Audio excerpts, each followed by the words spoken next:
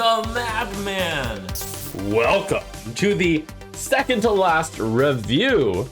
And what a package it is, because it's double Warlock. It's all Warlock. So we're going to begin with a Symphony of Sins.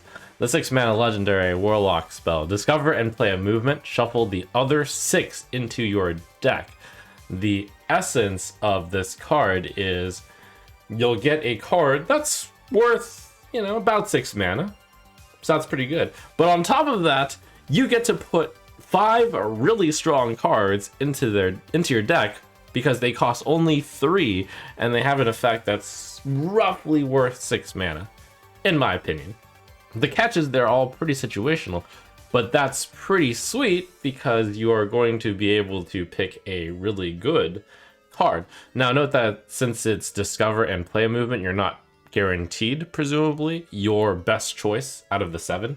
It's only a 3 in 7 chance of getting the specific one you want.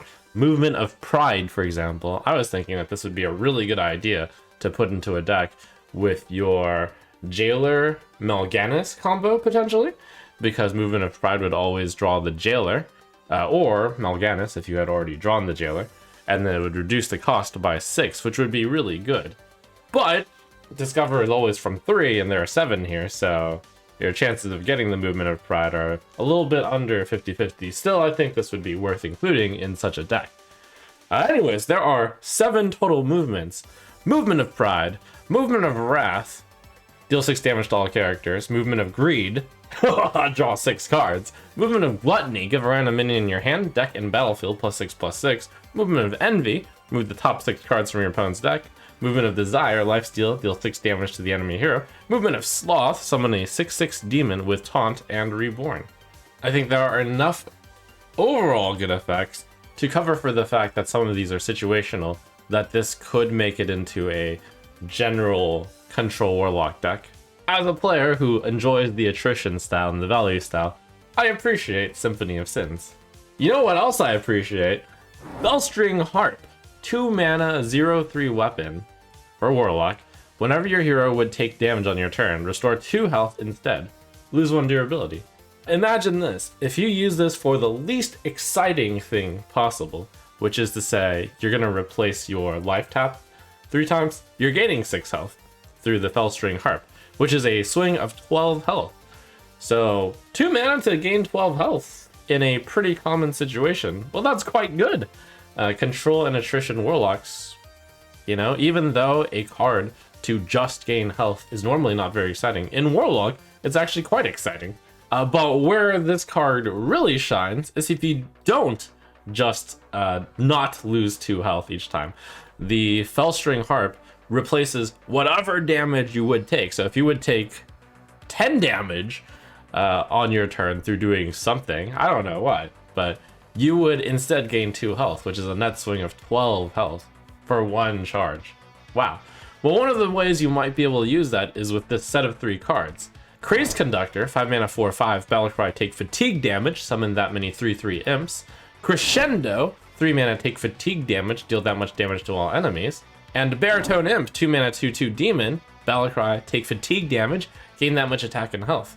So if you were to play all 3 of these cards, and 2 copies of each, then your final one would take 6 fatigue damage, and then would have a pretty strong ability. On the 6th cast, the Crazed Conductor summons 6 3/3 imps. The Crescendo would deal 6 damage to all enemies. The Baritone Imp would become an 8/8. But I think where it's important to look is, are these cards good enough on their baseline? Crazed Conductor on the baseline is a 5 mana 4/5 that summons a 3/3 imp. Not too exciting, probably wouldn't get played, but not bad. Plus the fact that this is an imp fits right into Imp Lock alongside Baritone Imp. 2 mana 3/3 on the baseline, that's pretty exciting. And notably the Baritone Imp and Crazed Conductor, the Baritone Imp is actually good on the baseline, maybe enough to push the Crazed Conductor into often summoning 2 imps, in which case, yeah, those 2 might both be able to get into the imp package, especially since Imp Lock is already an established deck. And then the question is, well, if I'm already putting in these fatigue damage cards, maybe I might as well put in Crescendo, where this card isn't good unless it really does 3 damage, so you want to have already played 2 fatigue cards. That might be too high of an ask.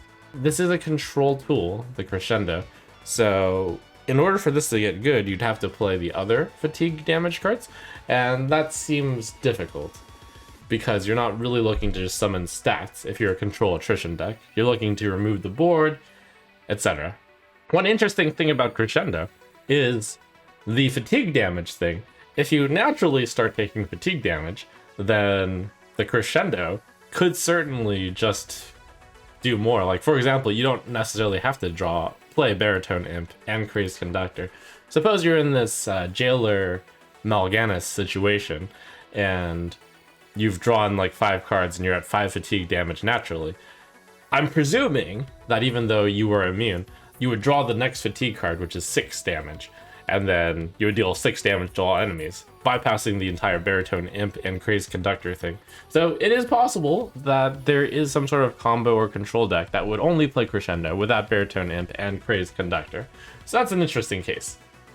So what a wondrous final Symphony, and that's almost a wrap on the reveal season. One more to go, the final big remaining card reveal tomorrow.